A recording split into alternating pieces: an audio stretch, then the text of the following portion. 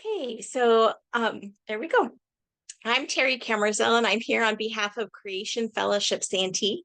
We're a group of friends who love to learn about our Creator God and believe that the Bible, when read properly, rules out the possibility of long ages. We met for 10 years at the Creation and Earth History Museum in Santee, California. Then and online, our goal is to equip believers to defend their faith. You can find over 5 years worth of our virtually there archives by visiting tinyurl.com/CFS archives. That's C like creation, F like fellowship, S like Santee, and the word archives. Before we get going tonight, I wanted to mention that last time, which was 3 weeks ago, our speaker was Kay Rubicek, and she came and talked about her new book about Chinese dragons. And since then, she's also released this coloring book, and this was brought up in our meeting, but it wasn't available yet. And so I do want to make mention that this is now available on Amazon. It's the coloring book that goes with her Chinese dragons. So tonight we're excited to start a two-part series, although it's going to be spread out a bit. Our second part won't be until July 10th, but tonight we're going to get started with it.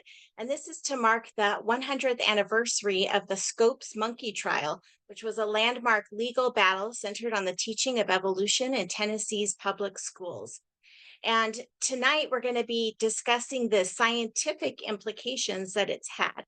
On July 10th, which is actually the anniversary of the opening of the trial, we'll be back with its legal implications, and we'll have attorney Barbara Weller of the National Center for Life and Liberty as our speaker. But tonight we're excited to have our good friend, Dr. Frank Sherwin from ICR. His areas of specialty are zoology, oceans, Noah's flood, microbiology, and dinosaurs. We've enjoyed having him representing the Institute for Creation Research as our speaker several times in the past to cover a variety of creation apologetics topics. And so it's fitting that he should weigh in on this very monumental case in America's history. With that, Frank, I'm happy to turn it over to you. Oh, Frank, you're muted. You'll need to unmute yourself. Testing 1, 2. Perfect. And let's see, how do I get my green button? Yeah, okay, let's see. Yeah, okay, and this. Okay. And I think you're sharing the wrong one. Okay. Let's see, I'm going to try and get it right here. And here. Nice. There you go. Got it? Okay, so I can begin? Hello. Yes, okay. Please do. Okay, great. Well, once again, it's good to be here, and I bring you greetings from the Institute for Creation Research in North Texas, in the Dallas area. And we are always excited to share the creation model and certain aspects of the creation model, such as the Scopes Trial Centennial. I'm very honored to be able to do this presentation this evening. And the average speaking speed is about 190 words per minute. I'm going to clip right along at 650 with gusts up to 700. Okay, so we'll be very rapid in regard to that. So, beginning with who it was, John Scopes, and we'll kind of give a quick background before I get into the science aspect of the origin of species and what that all involved. Well, Scopes was a 24-year-old substitute teacher in Dayton, Tennessee, and he was charged for teaching evolution and violating Tennessee Butler Act of 1925. And I'll share that act with you very quickly in just a few minutes. He was recruited by the so-called Civil Liberties Group for a test case, and it symbolized this science versus religion debate. And I personally don't like that phrase, but that's what we hear a lot. And so I'll be addressing that very briefly as well.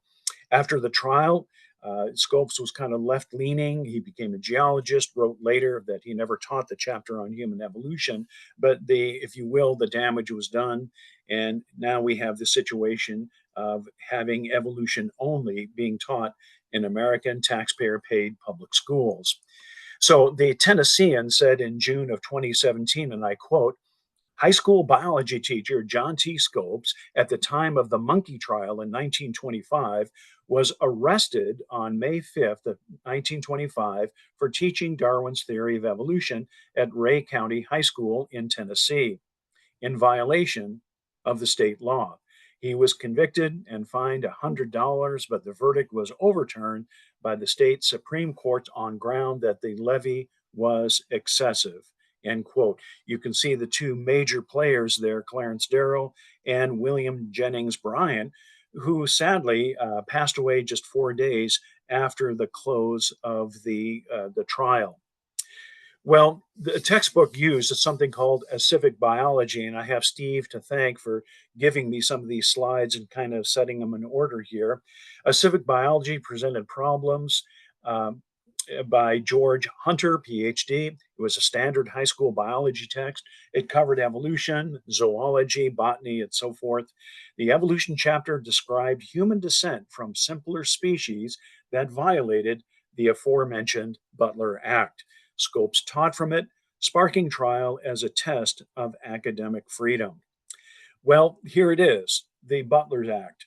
It shall be unlawful for any teacher in any of the universities, normals, and all other public schools of the state which are, excuse me, supported in whole or in part by the public school funds of the state to teach any theory that denies the story of the divine creation of man as taught in the Bible, and to teach instead that man has descended from lower order of animals. And that was passed in the legislature in March of 1925.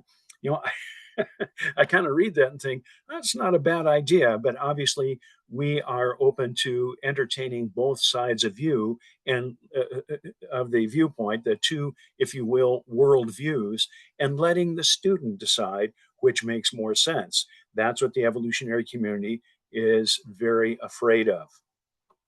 It was none other than John Scopes who said, I believe that the Dayton trial marked the beginning of the decline of fundamentalism. I like to think that the Dayton trial had some part in bringing to birth this new era. And this is why we say that John Scopes was left leaning. Um, Fundamentalism, that's a word that the left uses a lot to use for anybody that has religious convictions, and it is at odds with evolution. And so it's a very inflammatory word, and it was really brought to highlight during, I would have to say, Jerry Falwell's foray into the moral majority back in the early 1980s. As a result, anybody labeled as a fundamentalist was seen as some kind of country hick and not understanding science and holding their Bible with both hands and all. And so, since that time, I would tell people that I believe the Bible was historically accurate. Obviously, we as Christians believe in the fundamentals of Scripture, but I would diffuse the situation by saying, look, I just believe the Bible is historically accurate. And as I say, that kind of diffuses the situation. Well, I want to just share with you some statistics that kind of rides on what John Scopes said when he talked about the beginning of the decline of fundamentalism. The religiously unaffiliated share of the population, consisting of people who describe their religious identity as atheistic, agnostic, or nothing in particular. That would be something maybe some of us have heard the word nones, Nones, checking that box that says none. And it now stands at 26%, up from 17% in 2009. So we can see that Scopes, even though he said that 100 years ago, he was correct. Both Protestantism and Catholicism are experiencing losses of population share. Currently, 43% of the United States adults identify with Protestantism, down from 51% in 2009. And so we find that there is a decline in the Christian faith here in the United States. Also, Jake Mador, the editor in chief of the quarterly magazine Mere Orthodoxy, notes in a recent essay about 40 million Americans have stopped going to church in the past quarter century. Quote, that's something like 12% of the population, and it represents the largest concentrated change in church attendance in American history. So the Christian worldview is declining and seems to be declining in a hurry. John Scope said education, means broadening, advancing. And if you limit a teacher to only one side of anything, the whole country will eventually have only one thought, be one individual. Then he said these words: I believe in teaching every aspect of every problem or theory. And I have to admit, I agree with John Scopes on that one. I think that it's a teacher's responsibility, especially in the field of science, to teach every aspect of every problem or theory. And thanks for Steve on this slide. During the trial, Clarence Darrow uttered his famous declaration: it is bigotry for public schools to teach only one theory of origins. And guess what? I agree with Clarence Darrow on that. It is bigotry for public schools that are using our tax dollars to teach only one theory of origins. Well, guess who said this? A fair result can be obtained only by fully stating and balancing the facts and arguments on both sides of each question. I ask that question a lot as I give public presentations.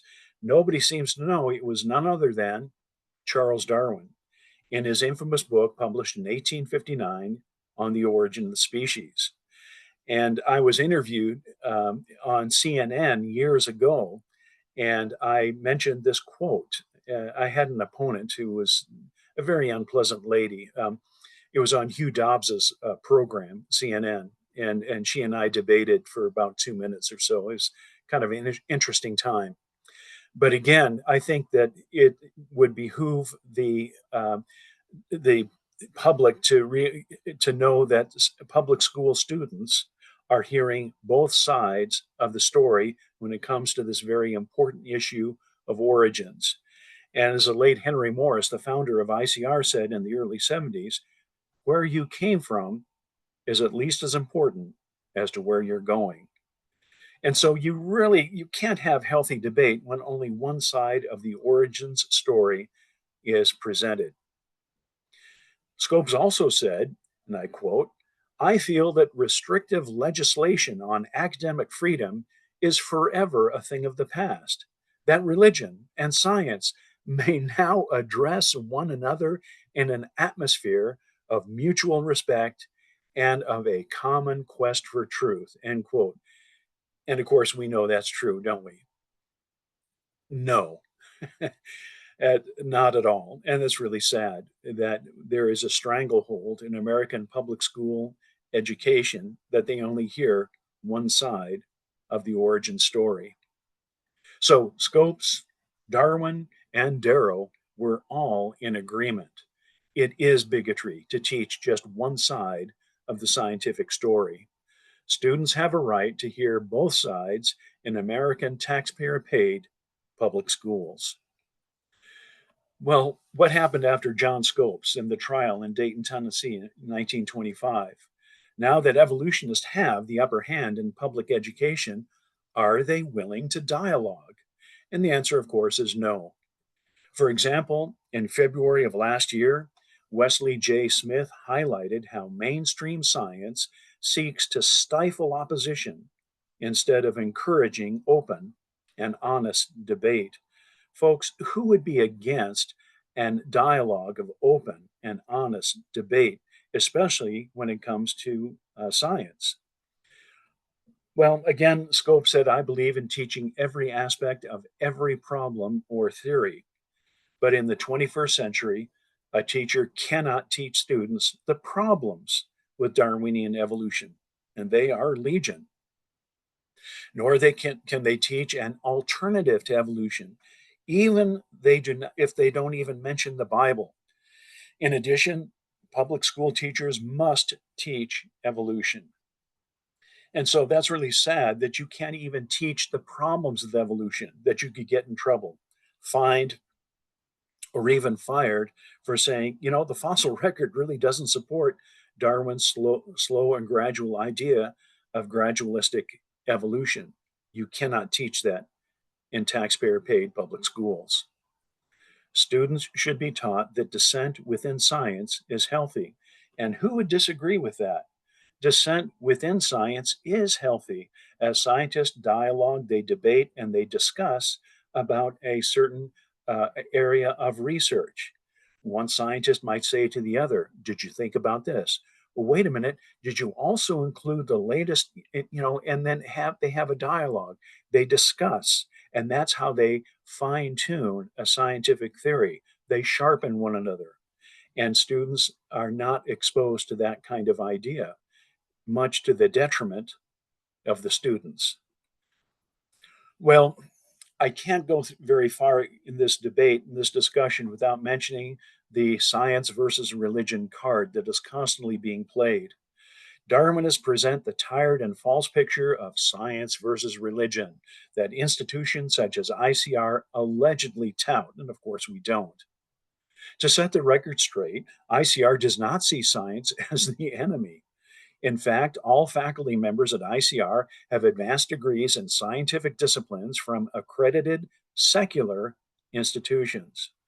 The accusation that we somehow fear science or find it opposed to scripture is patently false. What we do teach is that the philosophy of macroevolution, that is, the unobserved past processes of what we call vertical evolution, is at odds with Genesis. When it comes to having degrees in secular institutions, I can only give you myself as an example. I chose to go to a secular graduate school, and for that matter, an undergraduate school as well.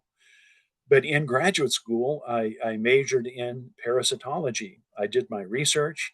I discovered a new species of parasite, and I got to name it, and I got it published in the Journal of Parasitology, which is a peer reviewed journal. And so it's the accusation by the secularists is that somehow creationists do not understand science. Well, of course we understand science, and we do the research and get the research published on occasion in peer-reviewed scientific journals. So of course we understand science. It's just that we do not bend the knee to this molecules to man, fish to philosopher type of religion. Well, speaking of which, is this statement scientific? Now, this statement comes from two authors, atheists, Chiasson and Macmillan, in their 2011 issue text of Astronomy Today. They said in figure 28.1, the arrow of time, here's what they said, and I quote, of elements into solid, rocky planets, and by the way, it's be almost red hot, of those same elements into molecular building blocks of life, of those molecules into life itself, and of advanced life forms into intelligence, culture, and technological civilization. Imagine that, all from this rock. That's what was on the alleged primal Earth ever so many millions, indeed billions of years ago. So when you look at this rock, really, according to what Chiasson and Macmillan were saying in 2011, you are looking at your ancestors. We came from rock. Don't listen to me. Listen to what the evolutionists themselves say. Well, is design a valid concept? Some people would ask. Well, none other than Louis Agassiz, known for his contribution in empirical science, also the physical sciences and the life sciences, and none other than Charles Darwin felt that design was a legitimate scientific concept. Well, wait a minute, time out. Darwin thought that design was a legitimate scientific concept? Yep. Darwin theorized that the very first forms of life were the result of design. And our old friend Richard Dawkins, the evolutionary atheist, has theorized that DNA might be the result of design. but he was very quick to add by space aliens. It wasn't by God, but space aliens. And of course, you have to ask the question, well, where did those space aliens come from? Well, now in getting into my talk for this evening, what I was asked to present when it comes to the scientific implications of the Scopes monkey trial.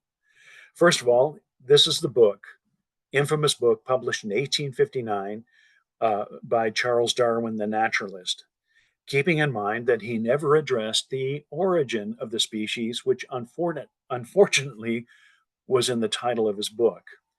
It was popular because it explained creation without a creator. That's what people were looking for. They wanted to get out from under the thumb of God.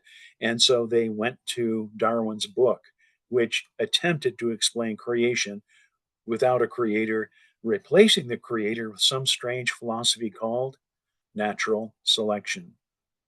The full title of his book was overtly racist, where he talked about the preservation of favored races in the struggle for life. Well, that's a racist title. And I tell my audiences that more and more difficult now to find the full title of Darwin's book in American taxpayer paid public school biology textbooks.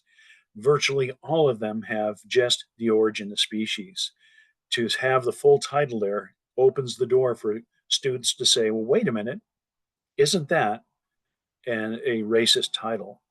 And then finally, of the scientific arguments Darwin used, none have stood up to investigation and research. And what I want to do now for the rest of the time is to use some of Darwin's quotes and show you what has been found in regard to Darwin's strange theory of organic evolution. There is a person I have to thank about this. Well, I'll say this. Charles Darwin's theories might be over 150 years old, said Svensson in The Conversation, November of 2022. But he said major questions about how evolution works are far from settled. So I had to include that even though Darwin's book has been out for 150 plus years, major questions about how evolution works are far from settled. And again, this is something public school students should be aware of. That's not teaching creation. That's simply showing that all is not well within the evolutionary camp. Was Darwin vindicated? Well, here's what a textbook by four evolutionists had to say. It's Hickman, and it was published way back in the year 2024. It's the 19th edition of this zoology textbook. When I was in college, I had this textbook back in 19, and then I think it was only the second or third edition. Now it's up to the 19th edition. And these secular authors said in 2024, when Darwin's views were first debated, few human fossils had been unearthed. But the current accumulation of fossil and DNA evidence, and I want you to remember that phrase, the current accumulation of fossil and DNA evidence has strongly vindicated Darwin's hypothesis that human descended from other apes, end quote. This is what they said, 2024. But then if you were to look just 4 pages later in the same textbook by the same authors, the five evolutionists, it was as five evolutionists said, we note that, like the other hominins, the evolution of Homo is highly controversial. Is highly controversial. These are the kinds of quotes that we would like to see in American taxpayer paid public school biology textbooks. When students are taking biology in their sophomore year of high school, they should understand that the evolution of Homo is highly controversial. Hickman and al., page 646 of their 19th edition. Speaking of which, when it comes to the DNA, and I'm sorry this is so concentrated, but I had to include this this evening to share what Jeff Tompkins has found out. And that, speaking of vindication, it's Jeff Tompkins of ICR that has been vindicated. Nature magazine has sequenced 5 great ape genomes from end to end, claiming a completion level such that 99.5% of the content of each genome has been characterized and is correctly placed. As they're looking at these five grade 8 genomes, they put it together and they're very, very careful as to how they were assembled. In another statement on the completion level and accuracy of the paper, the authors say, and I quote, "We achieve chromosome level contiguity with substantial sequence accuracy, that is less than one error in every 22.7 megabases." That's hardly any error at all. And completely sequence 215 gapless chromosomes, telomere to telomere, that is end to end. This is done by Yu and his fellow authors way back in the year 2025. It's called Complete Sequencing of Ape Genomes, and it was in volume 641 of Nature. They distinctly claim an 85% one-to-one nucleotide autosomal DNA identity for chimpanzee compared to human using haploid genomes, and 84% using diploid genomes, giving an even more accurate number. Now, these are found not in the body of the paper where you expect these results to be listed. No, no, no. The authors buried this discovery of 85% in tables 3.19 and 3.20. And Jeff Tompkins, who's an expert in this area, had to go looking in these tables, digging it out to find out what these secular authors were actually saying about DNA of these five great ape genomes. These levels of 84 and 85% DNA similarity between human and chimpanzee were originally predicted in several studies by none other than Jeff Tompkins of ICR in 2016 and 2018. You can go to the ICR website and look up his articles and see this is what he was saying, right around 85%. And the evolutionists were ignoring him, and even unfortunately, a couple of creation scientists were questioning his numbers. Well, Richard Buggs, nobody's ever heard of him, but he is an expert in genome evolution at the University of London, Queen Mary.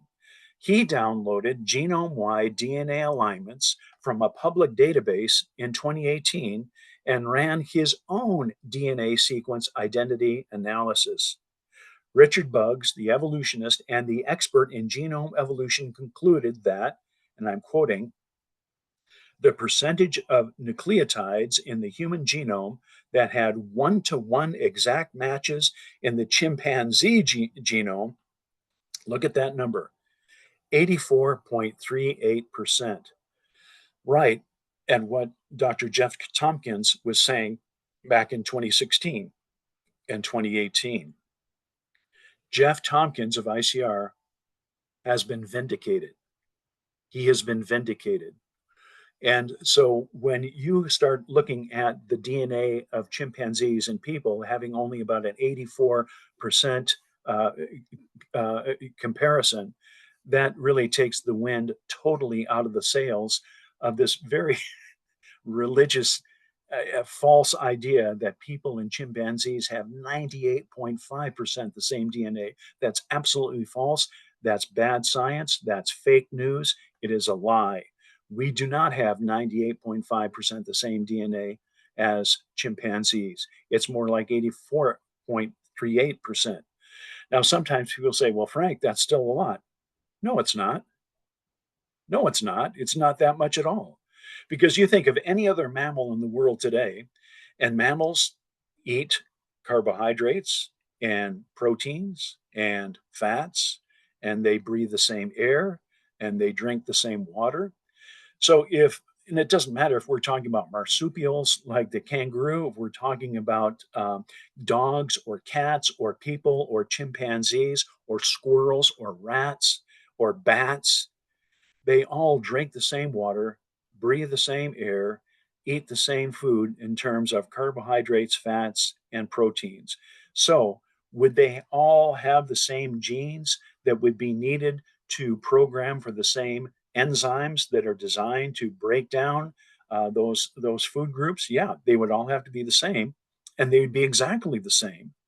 But that doesn't mean a common ancestor. That means a common designer, a common designer. And so, yeah, when you start saying 84.38%, that's the same thing as a lot of these other mammals. And that's why evolutionists are so upset. And that's why, as you can see on this screen, they buried their conclusions there in these tables that were listed there. Table 11.19 and 11.20, or uh, 111. All right, so finally, human language. It is only in modern humans that we find expanded brain regions that are critical for language production and comprehension. Isn't that interesting? It's only in the modern humans, that we find these expanded brain regions. And that was said out of Rockefeller University way back in the year 2025. So now we get to the last part of my talk this evening, where I would like to quote from a guy by the name of Herman Bouma, who is writing in Evolution News, and he did so in March 29th of 2023. So I'm not going to take credit for this, but I'm adding to what he has said to make it a little bit more palpable for the public there. Mr. Bouma is a lawyer, and he's done a bang up job. And so I'd kind of like to ride on what he has said here and just add some illustrations and so forth. But it all has to do with what Darwin said in his infamous book in 1859, Trying to Make a Case for Evolution. I begin with a very common quote from Darwin that we all have virtually memorized if we're active in the area of creation science. And that is what Darwin said about the eye.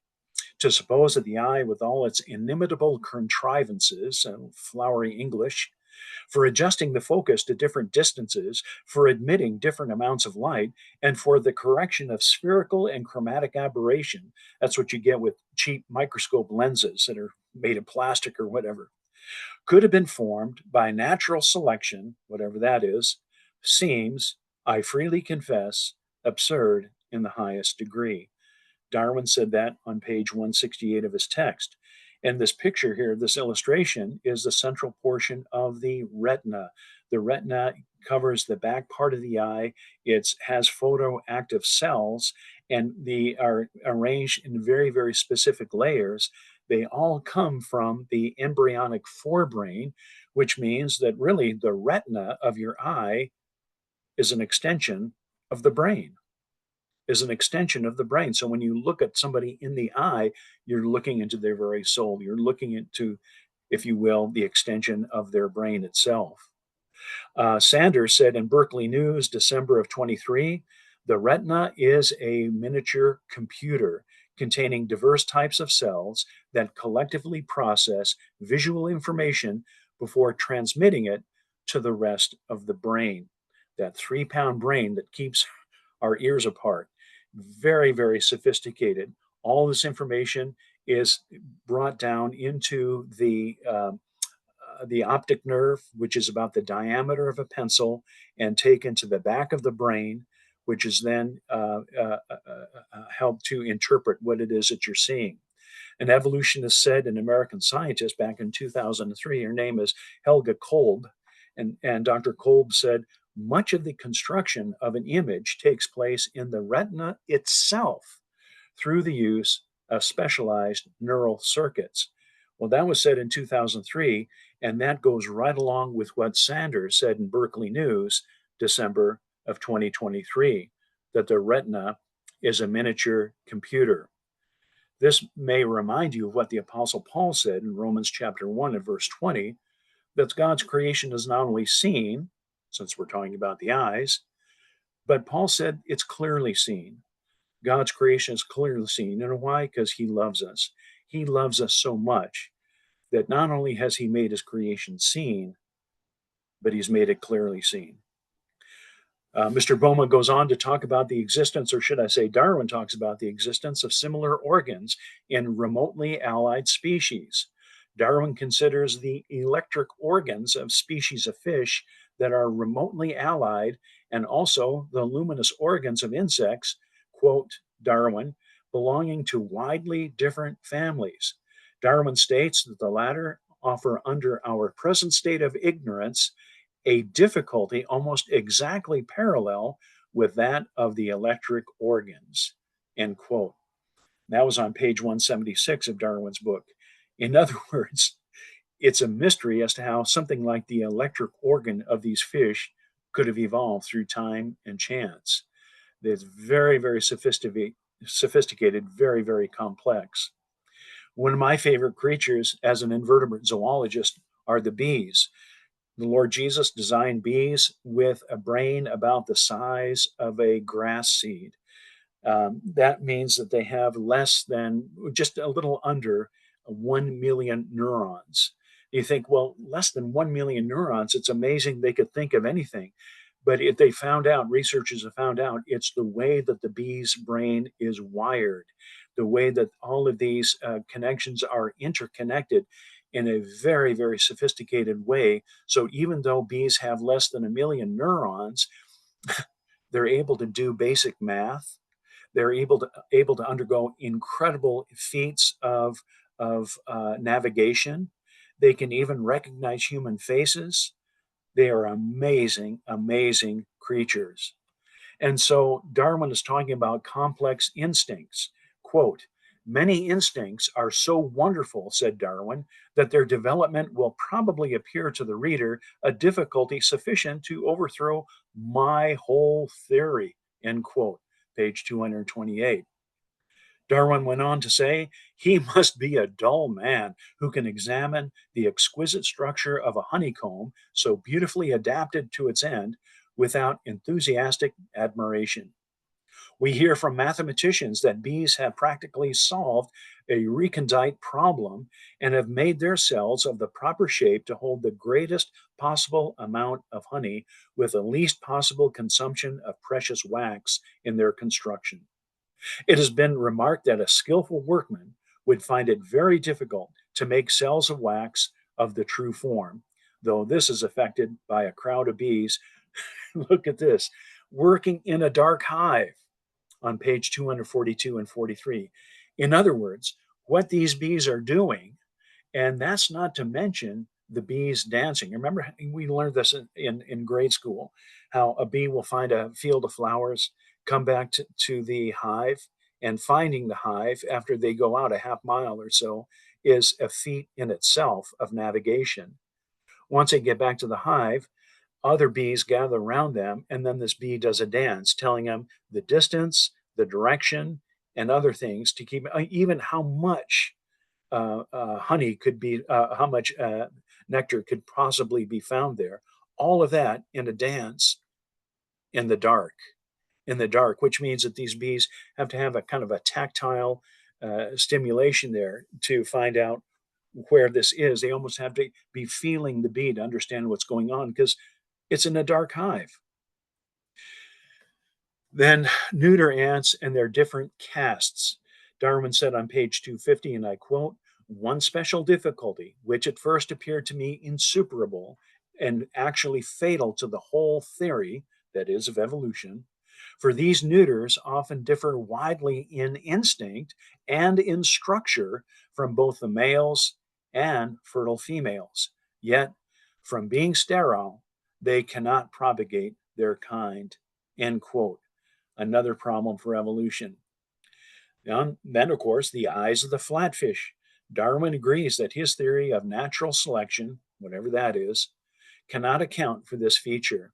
He said it, and I quote, may be attributed almost wholly to continued use together with inheritance, end quote, on pages 222 and 223. So the flatfish is a very unique kind of fish, but we would like to emphasize it is a 100% fish. The fossil record indicates that flatfishes, this one evolution said, might have been present before the Eocene. Eocene shale, by the way, is where they find 1,000 bats. And I'll say that, mention that in just a minute or so. But they're all found in Eocene shale, and they're 100% bats. Another evolutionist said that flatfish are believed to have evolved from bilateral fish. But again, there's nothing substantial. Theirs is not carved in stone. Might have believed. Flatfish have always been flatfish. Parts with little importance, Darwin said. I have sometimes felt great difficulty in understanding the origin or formation of parts of little importance, almost as great, though of a very different kind, as in the case of the most perfect and complex organs. End quote. Origin of the Species, page 181. One of my favorites, and I think you've heard this many times before, is the absence of transitional forms in the fossil record. Darwin says, and I quote, intermediate links?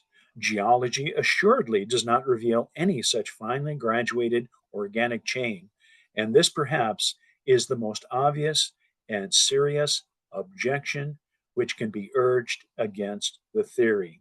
End quote. Page 287. Well, I've just included some real quick quotes regarding these absence of transitional forms. For example, Research and Briefing in Nature magazine, January 8th of 2025, way back in the year 2025, said, and I quote, the early evolutionary history of mollusks, that is, the clams and the squids and the snails and the octopus, have long been controversial and remains imperfectly understood. 2025.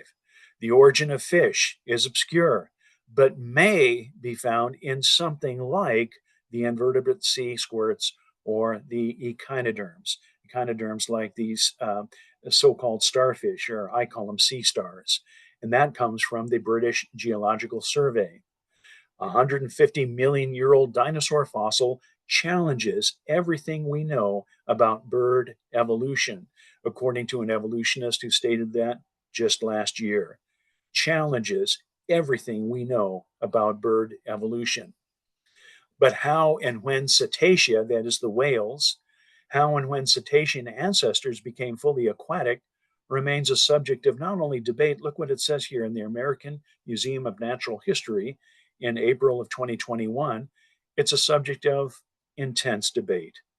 Intense debate. We keep hearing about some of the best evidence for evolution is cetacea evolving from a tetrapod that lived on land, and yet the ancestors, it remains a subject of intense debate.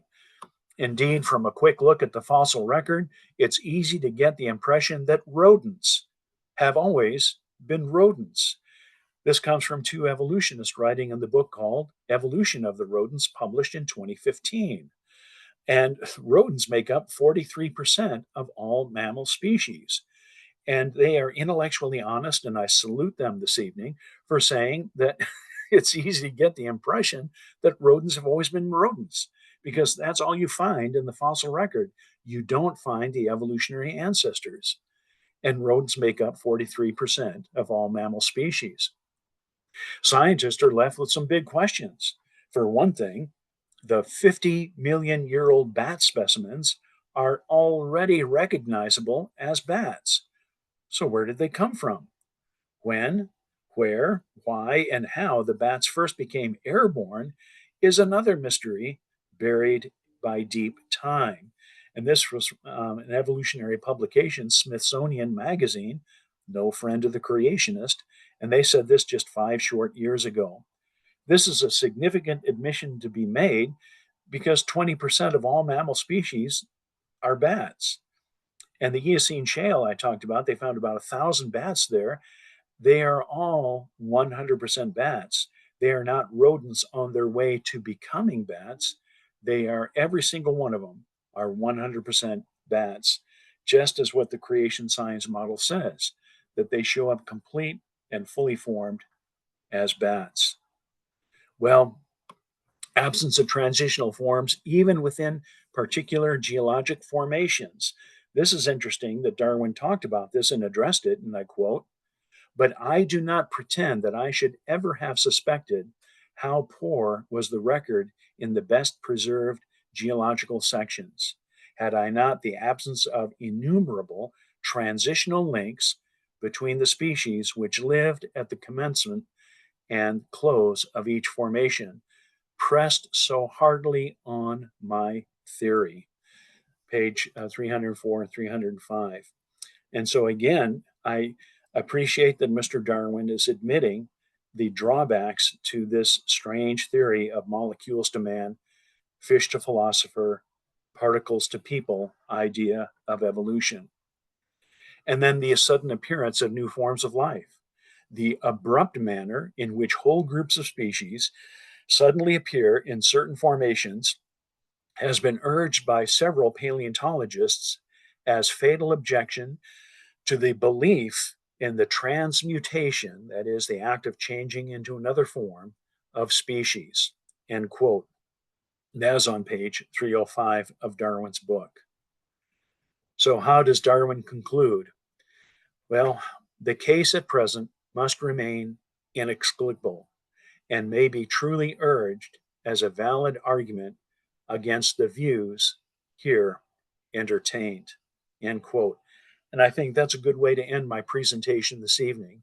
May be truly urged as a valid argument against the views here entertained. I think to the unbiased, if there is such a person, in the beginning, God is probably the most scientific and awesome scientific statement that has ever been made. And so I thank you for this time that we have had together in allowing me to give this presentation about the Scopes trial and repercussions all the way to the 21st century. And so, um, what next? Thank you, Frank. That was great. I stopped your presentation. Is that okay? I stopped your screen sharing. Is that okay? That's fine. That's fine. Okay. Can you hear me okay? I can hear you perfectly. Excellent. Well, that was really good. You got everything in there that we had asked you to get in there. Oh, Bill Morgan likes it too. Oh, Billy.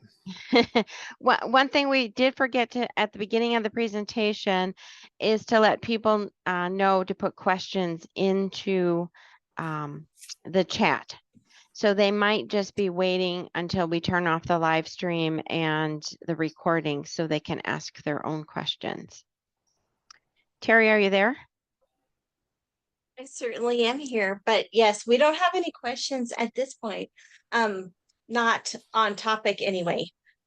Although we do have a lot of great banter in the Zoom chat, which you'll probably appreciate later, but no specific questions. So if that's the case, then we'll go ahead and wrap up our public time, and then that'll give us a little more time to let people ask their own questions. Oh, wait, this We've just got in, there questions is a popping question. in. Is it So hasn't most of the evidence presented at trial turned out to be false? Yeah, that's correct. With more research and all that, it's the idea of vestigial organs, for example. I didn't mention that, but yeah, vestigial organs. Give you one very graphic example that I think people will remember, and that is evolutionists tell us, even in the 21st century, that our tailbone is a useless vestige. Maybe you've heard that. And what ICR likes to say is, okay, if the evolutionist is absolutely convinced the tailbone is a useless vestige, find an evolutionary volunteer to have their tailbone removed. And then I say that ICR will pay for that. We will pay for the surgery. We'll pay for the anesthesiologist. We'll pay for all of that. One thing we won't pay for is the diapers, because of course the tailbone serves as an attachment for muscles of the defecation reflex. I won't go into any more detail into that, but you can imagine why you would Appreciate need that. diapers.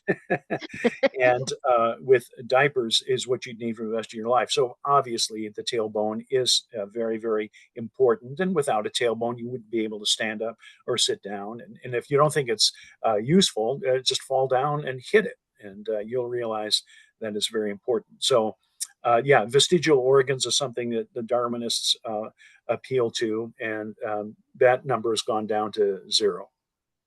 I don't understand how they could even think that the tailbone, I mean, any, you could just look at a person and tell that you would need that your tailbone.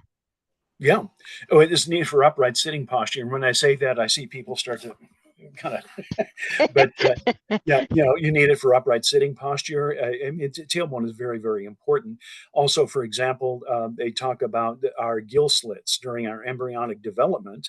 And sure enough, if you look at the neck of the developing embryo, it looks like what they would think is gill slits, but actually they're not gill slits at all. They give rise to the thymus gland, the parathyroid gland, and the inner ear, parts of the inner ear. You can't live without the first two, the thymus gland, the parathyroids, which are very important for calcium balance. You can live without your inner ear, but it'd be very painful.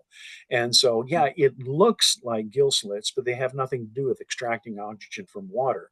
And so, then all sorts of things go on like that. I had a Um, question. wait 1 second. We're still doing the ones in the chat. Oh, I'm sorry. I thought you said there Th- weren't anybody. Okay. Yeah, there wasn't, and then all of a sudden there was. So Okay.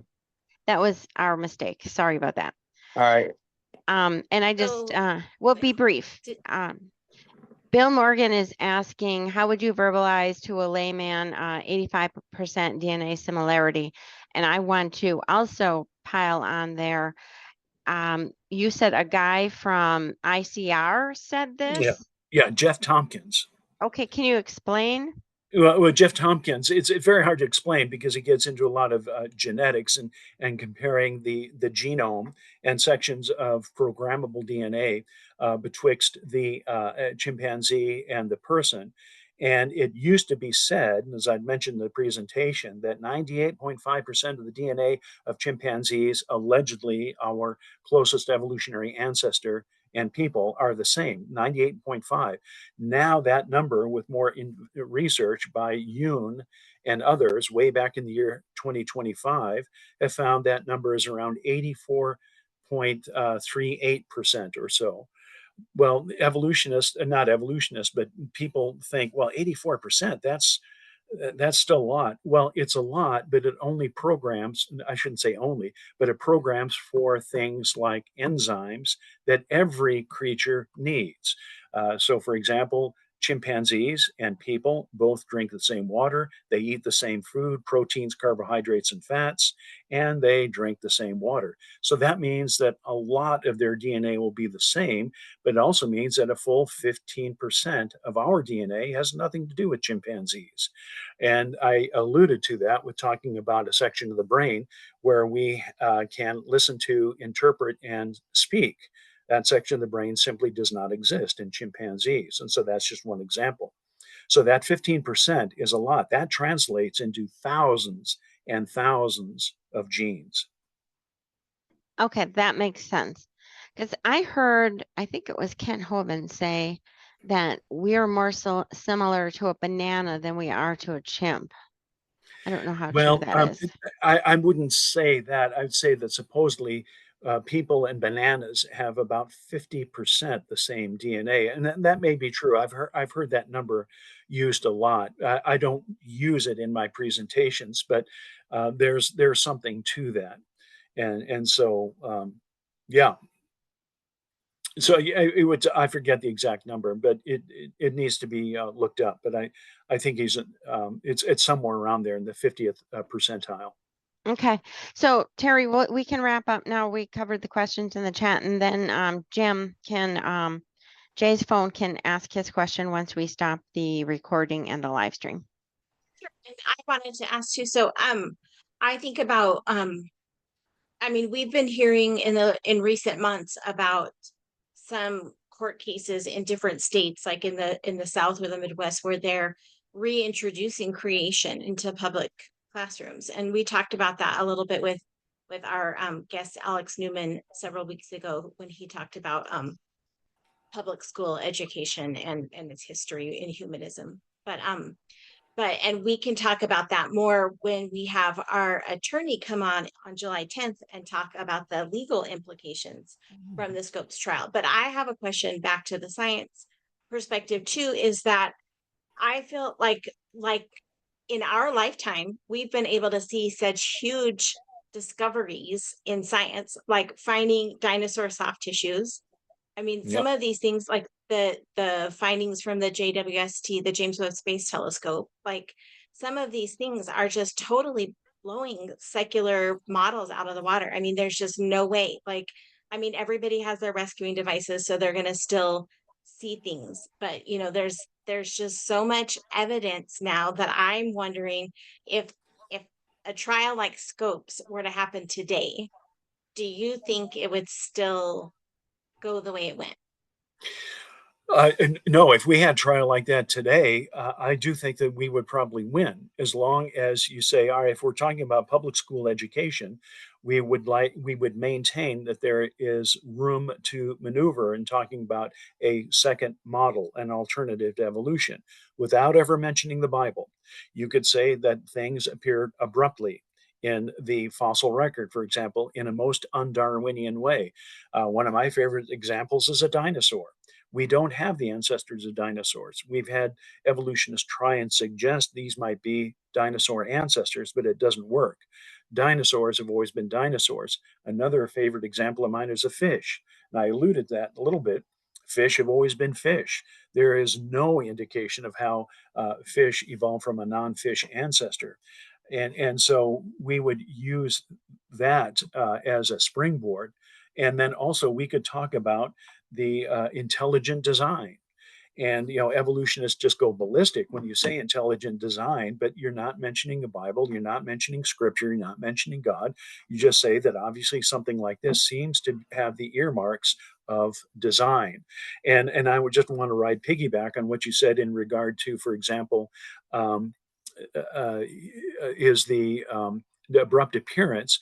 Also, James Webb Space Telescope, where a creationist, Jason Lisle, made the prediction that once they began to peer into the very depths of the space, Jason Lisle predicted they would not find the immature galaxies, but they would find fully formed, mature galaxies. And he was, can I use the word, vindicated?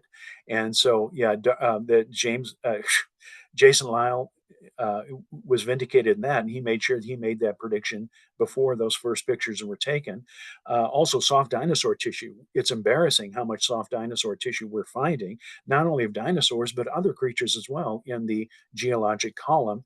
And then finally, one of my favorites, and I'll end with this, is the molecular motors. We're made of trillions of cells. And in each one of the trillions of cells, except for red blood cells, we have micro miniaturized machines going up and down our DNA looking for lesions and mutations and finding those lesions and mutations and repairing them through a process called dehydration synthesis. There's nothing simple about that. There's absolutely no Darwinian explanation as to how these specialized they would call them editase. It's a whole family of editorial type of enzymes that keep our DNA intact. How in the world can you have the spontaneous formation of DNA in a primal ocean and you don't have any editase enzymes that help to edit any kind of mistakes that are being made? It's a classic chicken egg paradox type of situation. So yeah, we can address this whole issue. I think Jim just mentioned it, of the alternative to evolution without you know holding a family Bible above their head and hitting them with it. We can simply say there is an alternative, and work from there. But a good Bible thump is nice once in a while. I wouldn't It's disagree true with that too. at all. And it is exciting that Dr. Lyle, I don't know if you know this, but he just this last week on Friday released another article about the James Webb Space Telescope about the finding of metallicity, the levels of metals in Metals the like stars. oxygen. Yeah. Yeah. And, And and so I that's yeah. that's exciting. Yeah, it's so exciting. So, and that's on the Biblical Science Institute website, just to make sure people can find that. But let's go ahead and wrap up our presentation, and you remind everybody where you're from and how they can find your ministry and work. Okay, well, I do thank you again for this time. My name is Frank Sherwin. I'm an invertebrate zoologist, and I am a science writer and a speaker on occasion. with the Institute for Creation Research. It's an evangelical creation science organization. We believe in a young earth, and we are in the Dallas area, and we have something called a Discovery Center, which has been around for about 5 years. We're very excited about the Discovery Center. It continues to be updated and expanded, and we like to keep all of our displays up and running. We have there at the Discovery Center a section of Noah's Ark. We have a section on Grand Canyon. We have an animatronic T-Rex, full size. We have Ice Age Theater, and also we have a planetarium as well, all packed away in a large Discovery Center. You come there and you can easily spend an entire day. Now, I do have a request.